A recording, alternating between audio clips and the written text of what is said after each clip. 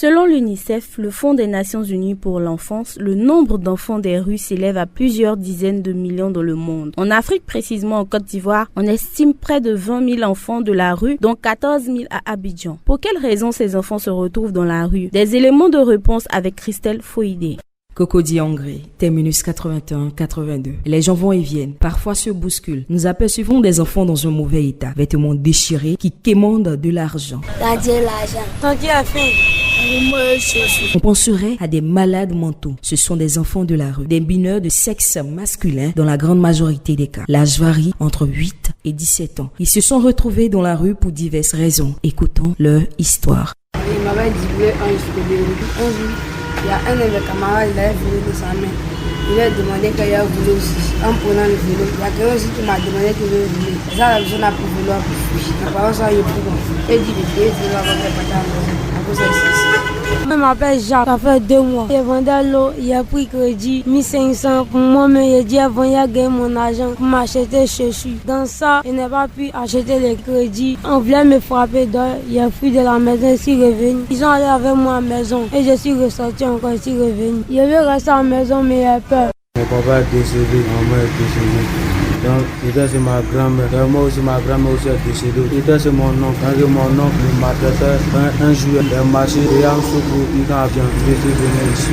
La plupart d'entre eux évoquent la responsabilité des parents, une responsabilité que Dosso, père de 3 enfants, reconnaît. C'est souvent le fait aussi qu'on n'est pas souvent présent. À chaque moment, quand on revient, soit du travail, on ne sait même pas si l'enfant, ce qu'il a fait de sa journée, c'est regrettable parce que souvent tout est confié à la nounou, au majordome qui s'occupe de la maison. Certains parents font l'effort d'encadrer leurs enfants, mais ils sont confrontés à des rébellions de la part de leur progéniture. Suivons l'histoire de Dieudonné. Il marchait avec les amis qui ne devaient pas marcher. Donc il commençait à marcher avec eux. Il voulait faire le travail qu'il faisait aussi et gagner l'argent. Les apprentis, maman ne voulait pas qu'il fasse ça. Quand c'est sorti de la rue, depuis ce jour, je n'ai pas encore mis pied à la maison. Ça avait au moins 1 an quoi. Si pour certains, la rue est le seul endroit accessible, d'autres volontairement ont choisi la rue pour se faire de l'argent. Quelquefois avec l'approbation des parents. C'est le cas de Abdoul, un adolescent de 11 ans. J'habite au château. Moi, je suis sorti pour venir me chercher. Je gagne là, comme on en devient beaucoup, et rentre à la maison. Pour Abdoul et ses amis, leur principale activité est la mendicité. À la pause déjeuner, ils se restaurent chez Véronique, qui est pratiquement devenue leur mère. Quand tu vois les enfants qui sont sur la route, tu vas les prendre comme tes enfants. Tu te laisses l'argent, ils mangent un peu, il y a un cahier pour ça. On calcule, 150, 610, ça me fait 1500 par tête, c'est comme ça on vit ici. Quelles sont les solutions pour éradiquer ce phénomène? Véronique, Hello, Kwame, 3 parents qui lancent un appel à l'État et aux familles afin qu'ils viennent en aide à ces enfants dont la plupart du temps sont des orphelins.